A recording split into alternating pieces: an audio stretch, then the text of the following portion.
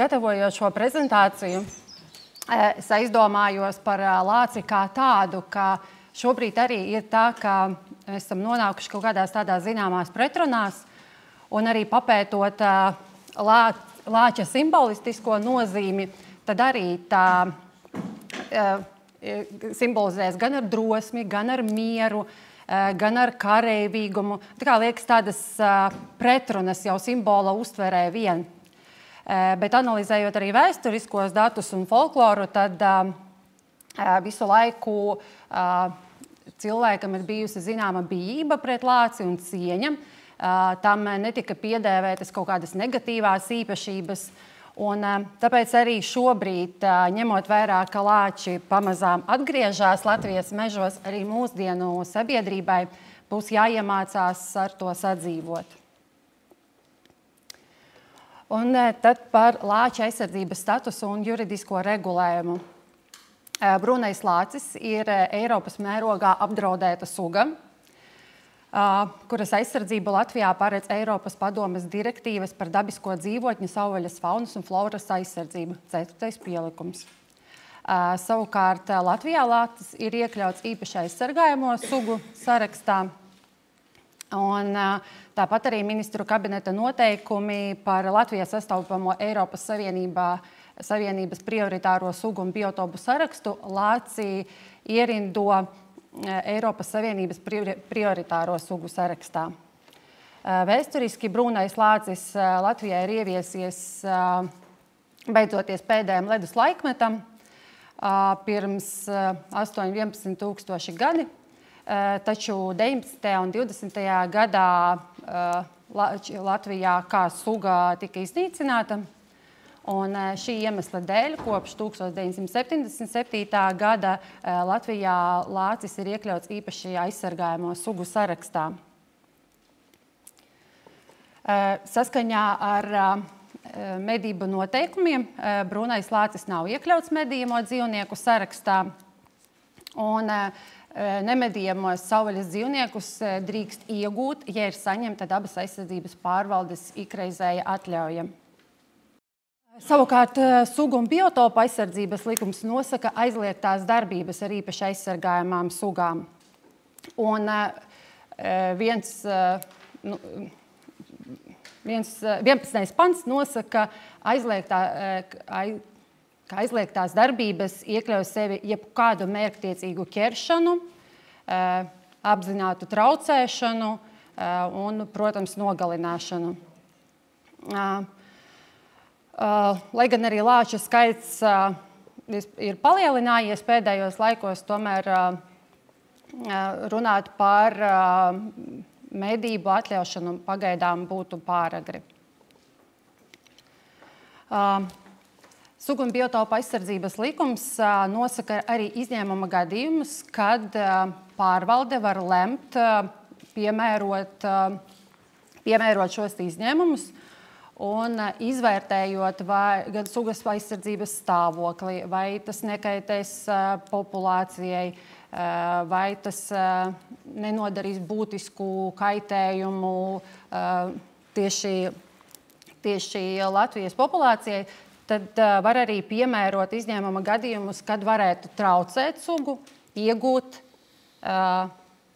vai iespējams arī ar iegūšanu, es domāju, gan letālu, gan neletālu ieguvi. Un šie izņēmuma gadījumi tad ir savvaļas faunas un floras aizsardzības interesēs, tāpat, lai nepieļautu nopietnu kaitējumu īpaši labībai, mājlopiem, mežiem, zivsaimniecībai, kā arī citiem īpašumu veidiem, lai nodrošinātu sabiedrības veselības aizsardzības, drošības vai citas sevišķi svarīgas intereses. Tāpat arī pie izņēmuma gadījumiem ir izpētes un pētniecības nolūki un atsevišķi īpaši aizsargājamo sugu iegūšana, turēšana stingri kontrolētos apstākļos. No iepriekš minētajiem normatīviem aktiem secināms, ka izņēmuma gadījumā, lai nodrošinātu sabiedrības veselības aizsardzības un drošības intereses, ar pārvaldes lēmumu ir pieļaujamas atkāpes un ir pieļaujama sugas traucēšana vai ieguve.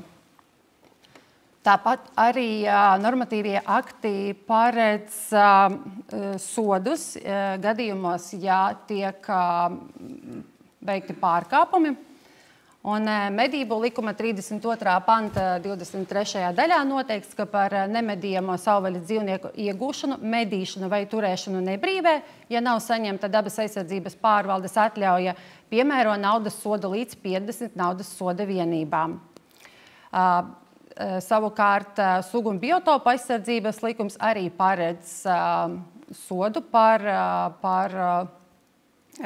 likumā noteikto pantu pārkāpšanu, un tur jau tas soda apmērs ir atšķirīgs fiziskai vai juridiskai personai. Tā kā brūnais lācis ir iekļauts arī ministru kabineta noteikumos par preventīviem un sanācijas pasākumiem un kārtību, kādā novērtējums kaitējums videi, lācis ir ievietojams pirmās grupas īpaši aizsargājuma sugu sarakstā, tad gadījumos, ja notiek pārkāpums saistībā ar lāču ieguvi, nogalināšanu, traucēšanu, tad tiek arī aprēķināts valstī nodarītais zaudējums. Un tas ir 40 minimālās algas.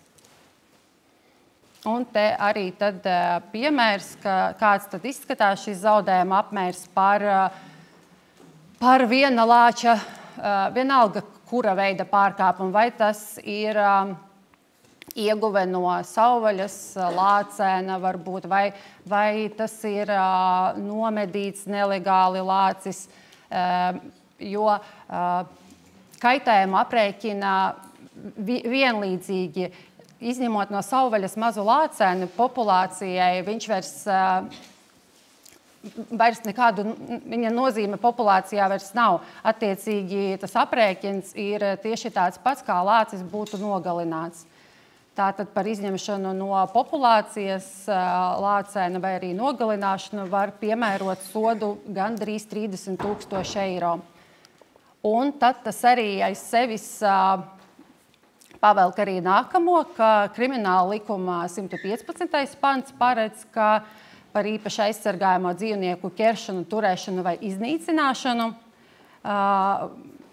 iegūšanu, turēšanu, bojāšanu, tad var sodīt, ja ir radīts būtisks kaitējums, bet būtisks kaitējums arī krimināla likumā ir atrunāts pie dažādiem nosacījumiem, tās ir 5 minimālās algas vai 10. Iepriekš mēs redzējām, ka aprēķinot zaudējumus par lāci, tās ir 40. Attiecīgi krimināla likuma prasības izpildās, un tad par šādu pārkāpumu var sodīt ar brīvības atņemšanu uz laiku līdz 5 gadiem, vai ar īslaicīgu brīvības atņemšanu, vai ar probācijas uzraudzību, vai ar sabiedrisko darbu, vai ar naudas sodu.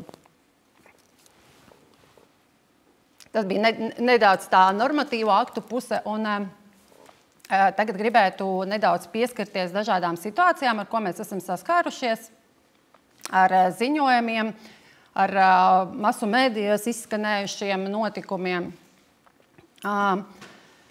2021. gadā noteikti lielākā daļa no jums ir arī dzirdējuši, ka Valkas novada Vīciema lauku teritorijā bija fiksēti 2 pusaugu lācēni.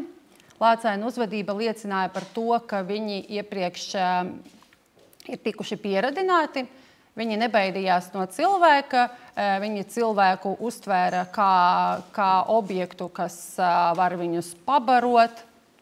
Un šie lāči sāka darīt visādas nekārtības, tuvoties apdzīvotām vietām, un pārvalde visādos veidos mēģināja novērst šo rīcību, gan izšķirot lāčus, gan aizvedot viņus tālāk no šīs vietas. Bet, diemžēl, patiesībā cilvēku darbības rezultātā sanāk šo lāču uzvedība bija izmainīta un sabojāta.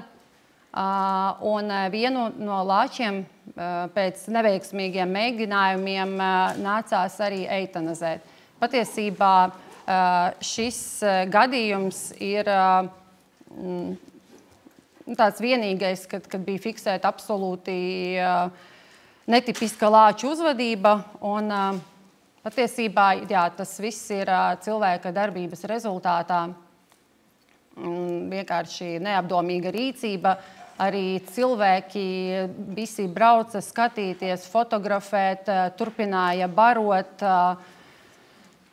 Un beidzās tas tā, kā beidzās. Un Gatim Šļūkam arī nepalika nepamanīts šis notikums. Tāpēc arī karikatūra par šo tēmu.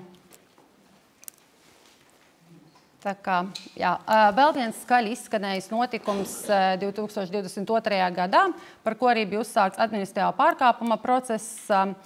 Pārvalde arī masu mēdījos aicināja sabiedrības iesaisti, lūgt noskaidrot personu, kas ar automašīnu ir braukusi pakaļ lācim, tādējādi veidzot apzinātu īpaši aizsargājumas sugas traucēšanu. Diennakts tumšajā laikā šis video izplatījās sociālo tīklu vietnē. Un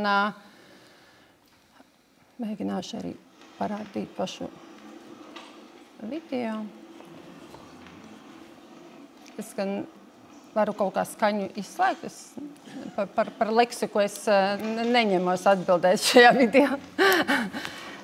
Jā, un pateicoties sabiedrības iesaistē, bija saņemtas dažādas ziņas, kas administratīvā procesa ietvaros, veicot procesuālās darbības, persona tika noskaidrota, personai tika piemērots naudas sods. Persona neatzina savu vainu, mēģināja arī apstrīdēt pārvaldes lēmumu, bet pa lielam viņš panāca tikai to, ka padziļināti izpētot šo situāciju, pārvalde vērsās arī pie citām iestādēm, lai viņas arī izvērtē, vai gadījumā viņu kompetencē. Tur nav, šajā video nav saskatāmi arī vēl kādi pārkāpumi, un cilvēks dabūja vēl 2 sodus citās pārkāpumu procesos. Tad 2023. gadā Ziemeļvidzemē bija konstatēts mīris lācis, ierosināta krimināla lieta, jo, kā jau minēju, ka kaitējums, kas tiek nodarīts vidē, tiek vērtēts kā būtisks. Līki bija uzgājuši mežastrādes darbinieki, nekavējoties par to bija paziņots valsts meža dienestam, tad attiecīgi arī pārvalde saņēma informāciju. Diemžēl konkrētajā gadījumā nav izdevies noskaidrot vainīgo personu šajā lietā. Bet, jā, gadās arī tā. Tāpat bija mazā lācenīte, ko arī ļoti daudzi bija pamanījuši, bija publicēti sociālajos tīklos, video, fotogrāfijas. Šajā gadījumā tika pieņemts lēmums lācenīti izņemt no savvaļas un pagaidu sākumā ievietot Rīgas zoodārzā. Un vēlāk arī lācenīte tika nogādāta uz zoodārzu patversmi Francijā. Šajā gadījumā arī iespējams tas risinājums varēja būt arī savādāks. Varbūt nav jau pierādījumi arī, ka lācenīte bija palikusi bez mātes, bet šajā gadījumā, kad lācēns bija tādā cilvēkiem pieejamā vietā, un, diemžēl, jau ir bijuši tādi gadījumi, ka pastāvēja risks, ka kāds varētu mēģināt lācēnu paņemt no savvaļas un turēt kā mājdzīvnieku. Radot atkal jaunas situācijas, jo cilvēks ieraugot mazu foršu lācēnu, iedomājas, laikam, nezinu, vinniju pūku, vēl kaut ko foršs mīļš dzīvnieciņš, neapzinoties, ka tas ir lielais plēsējs un pienāks tā diena, kad šis cilvēks vairs netiks galā. Savukārt lāča uzvedība būs izmainīta. Viņš cilvēku uztvers kā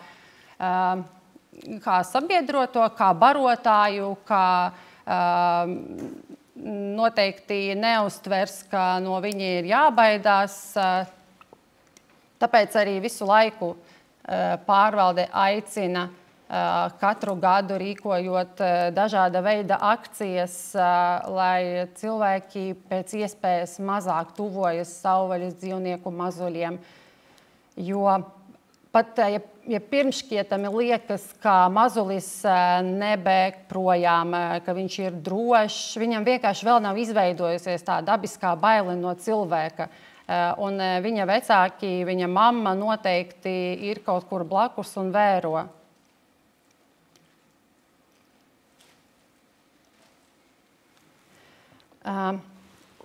Jā, tad vēl viens no gadījumiem praktiski ļoti bieži pārvaldē tiek saņemti ziņojumi, kuru pamatā ir emocijas.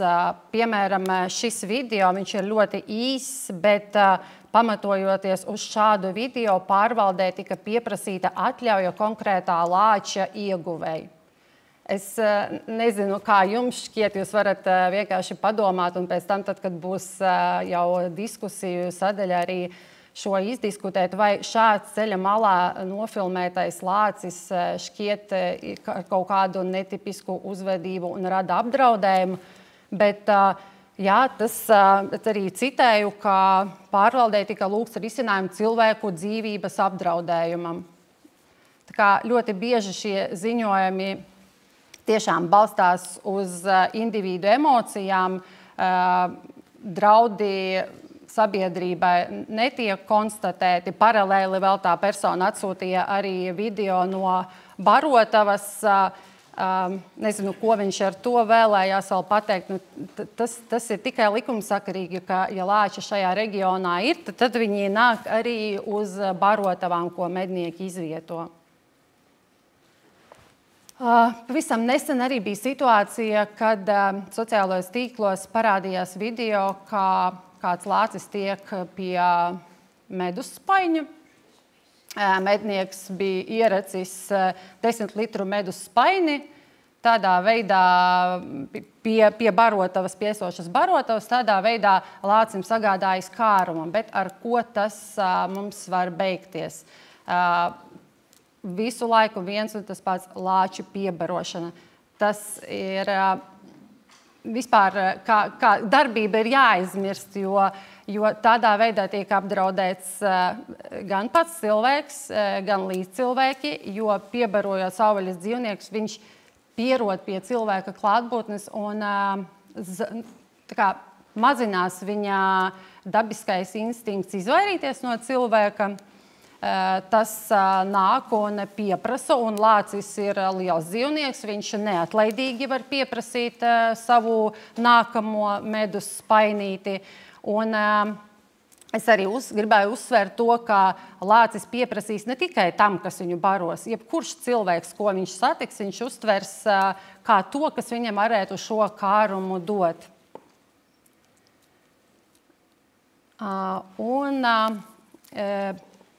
Šogad ir saņemti 2 ziņojumi par uzbrukumiem mājlopiem. Viens no tiem bija Beļavas pagastā, bija vairāk kārt zirgiem vienā saimniecībā uzbrucis lācis. Un Šķaunes pagastā pavisam pat, tur gan vēl ir tikai aizdomas laikam par lāci un vēl laikam, nezinu, Jānis Ozoliņš varbūt varēs pakomentēt, tu vēl būs zināms tikai vai ja? Parauga analīzēm ir paņemti. Jā, paraugi ir paņemti. Ārējā apskata vēl nenorāda uz lāci, jā.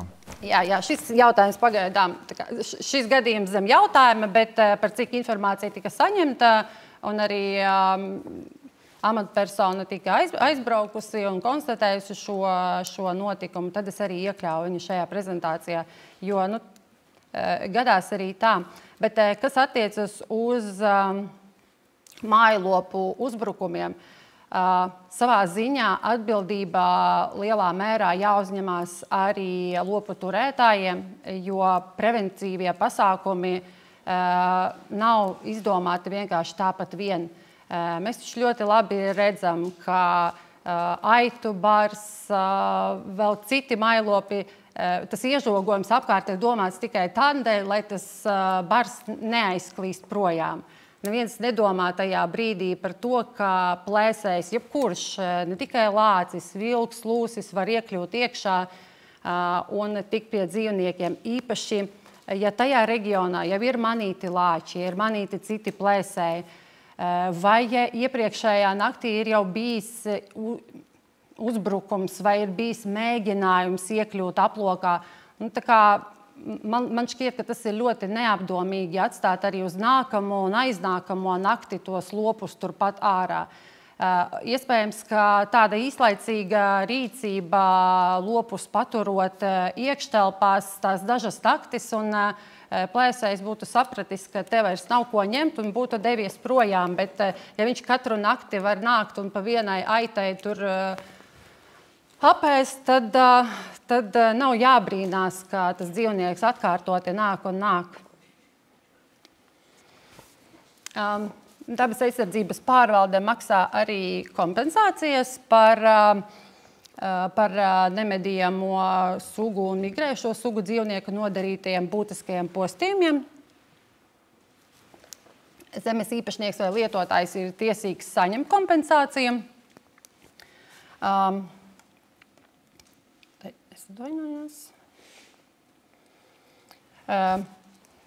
Tātad, lai saņemtu kompensāciju, zemes īpašniekam ir jānodrošina arī vismaz viens aizsardzības pasākums. Nožogotas platības lauksaimniecības dzīvniekiem diennakts tumšajā laikā, suņi, bišu stropu atrašanās cilvēku mītņu tuvumā, vizuālie atbaidītāji, silueti, muļažas spīdoši elementi vai citi pasākumi, piemēram, repelenti, šķēršļi, elektriskie gani, cik tālu tie nav pretrunā ar vides un dabas aizsardzības prasībām. Lai pieprasītu kompensāciju par zaudējumiem, zemes īpašniekam vai lietotājiem ir jāiesniedz dabas aizsardzības pārvaldē iesniegums. Atbilstoši MK noteikumiem 114 noteikumiem ir pieejamas veidlapas. Pārvalde 10 dienu laikā izveido komisiju un nekavējoties, bet ne vēlākā 5 darba dienu laikā pēc pieteikuma saņemšanas apseko vietu un veids pārbaudi dabā, piefiksējot arī notikumu. Apkopoju arī nedaudz postījumus, kas ir pieteikti kopš 22. gada. Tad būs nedaudz tuvāk. Var redzēt arī, ka ir gan vietas, kur postījumi atkārtojas gadu no gada, gan arī tādas vietas, kur ir vienreizēji tie ziņojumi. Un par izmaksātajām kompensācijām tad 2022. gadā pārvalde ir izmaksājusi 13 286 eiro. 2023. gadā tie bija 12 681 eiro 39 centi. Un 2024. gadā 7 756 eiro 48 centi. 2025. gadā kompensācijas vēl nav izmaksātas. Katru gadu ir arī daži tādi gadījumi, kad kompensācija netiek izmaksāta, tiek atteikts šis maksājums, jo zaudējuma apmērs nepārsniedz vienas valstī noteiktās minimālās mēneša algas apmēru.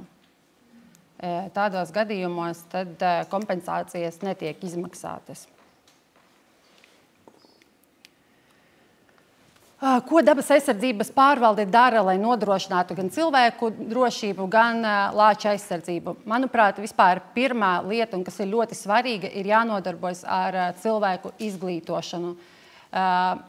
Jo informācijas masu mēdījos ir daudz, sociālajos tīklos ir daudz, un ir jānodrošina, lai kaut kādi atsevišķi gadījumi, kas bieži vien vispār nemaz nav Latvijā vispār notikuši, lai tie nemet ēnu visai lāču sugai kā tādai, lai nešķiet, ka ik viens gājiens mežā, kad kāds ir saticis lāci, tad noteikti katrs, kas ies, jau satiks. Protams, ir jābūt gatavam, ir jāzina, kā rīkoties, bet nav jābeidās. Un Arī pārvalde katru gadu runā par to, ka ir jāpārdomā. Tas attiecas gan uz lāčiem, gan uz citiem dzīvniekiem, ka nodrošināt, lai nav kādu pievilināšanas faktoru dzīvniekiem, lai komposta veidošanas vietas ir noslēgtas, lai atkritumi ir slēgtās tvertnēs. Jo tās ir tās lietas, kas provocē dzīvnieku nākšanu apdzīvotās vietās. Tāpat arī ir īpaši aizsargāmās teritorijas, kurās lāči arī uzturās, esošās teritorijas ar lieliem purvu un meža masīviem, piemēram, vecumu meži, Stompaku purvi, Ziemeļu purvi, Teiču dabas rezervāts, lielais Pelečāres purvs. Šīs īpaši aizsargājumās dabas teritorijas jau daļai nodrošina lāčiem nepieciešamo dzīves telpu. Šobrīd nav iespējams izveidot šīs sugas aizsardzībai atsevišķu kaut kādu dabas teritoriju ar nemainīgām robežām. Ja, principā šīs teritorijas, kas jau šobrīd ir, tās jau nodrošina kaut kāda zināma mēra aizsardzību ar ierobežojumiem, jo neskatoties uz to, ka arī lāču medības Latvijā ir aizliegtas, gandrīz visās īpaši aizsargājumās dabas teritorijās, saskaņā ar medības regulējošiem normatīviem aktiem notiek citas savvaļas dzīvnieku medības, tā skaitā ar dzinējiem, ar traucēšanu. Un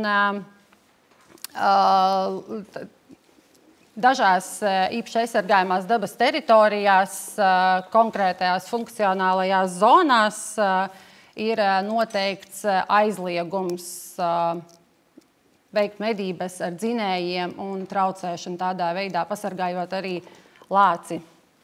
Tāpat pārvaldē ir pasūtījusi Latvijas Valsts Mežzinātnes institūtam Silava monitoringu. No 2000, iepriekš arī ir bijis, bet šis jaunākais ir no 2023. gada līdz 2025. gadam.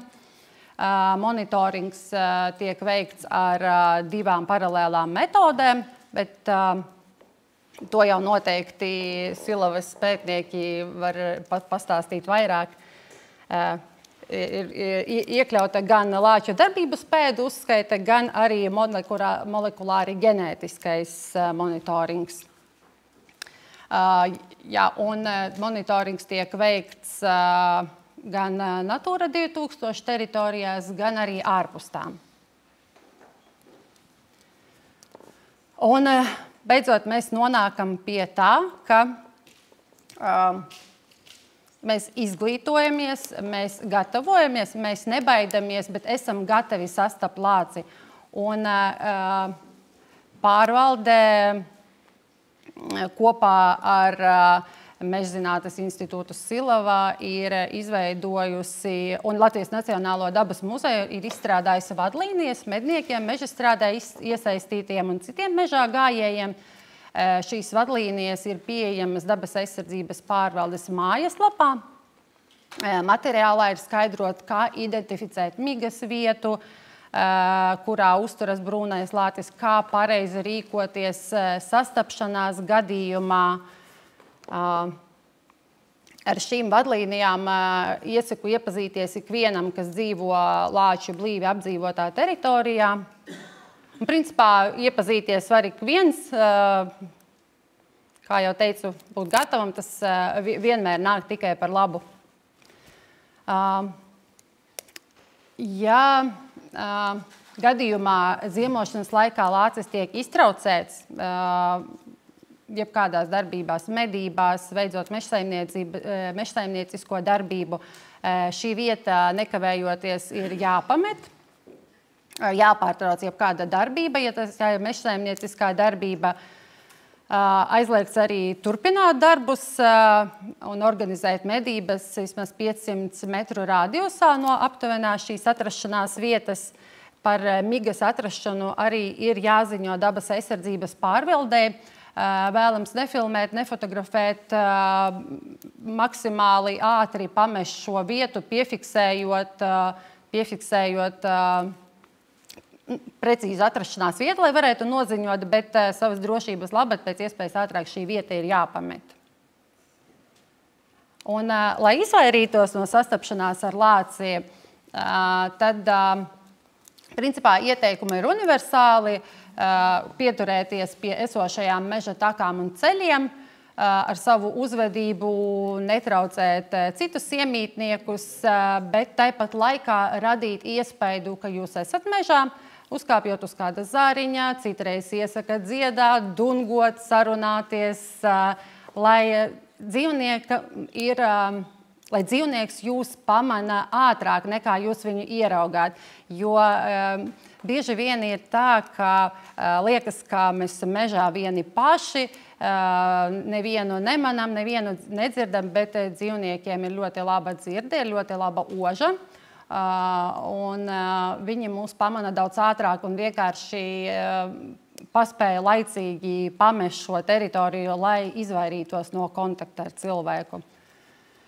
Jā, arī, protams, aicinājums ir rūpīgi vērot apkārtni, būt uzmanīgiem, arī paziņot, ja jūs ejat uz, jums ir informācija, ka tajā teritorijā ir manīti lāči. Vispār ejot mežā, arī no drošības viedokļa vēlams ir paziņot kādam, kur jūs ejat, uz kurieni, lai gadījumā, ja kas ir kāda persona, kas zina, uz kurieni jūs devāties. Un ja jūs esat pamanījuši gadījumā, tomēr lāci, varbūt jūs tur klusiņām sēņojāt, ogojāt, tomēr kaut kurā brīdī šķiet, ka re, kur lācis ir, lācim nevajag tuvoties, nevajag mēģināt panākt, ja tā ir lācene ar mazuļiem, nekādā gadījumā netuvoties. Skriet projām nevajadzētu, atkāpties pakāpeniski, bet neradot lieku stresu dzīvniekam. Tāpat arī ieteicams negriezt dzīvniekam muguru, atkāpties atmuguriski, klusi un ļaut dzīvniekam vienkārši pamest šo tikšanās vietu. Arī šīs te vadlīnijas, kā izvairīties no sastapšanās ar lāci, arī ir pieejamas Dabas aizsardzības pārvaldes mājaslapā pie infografikām.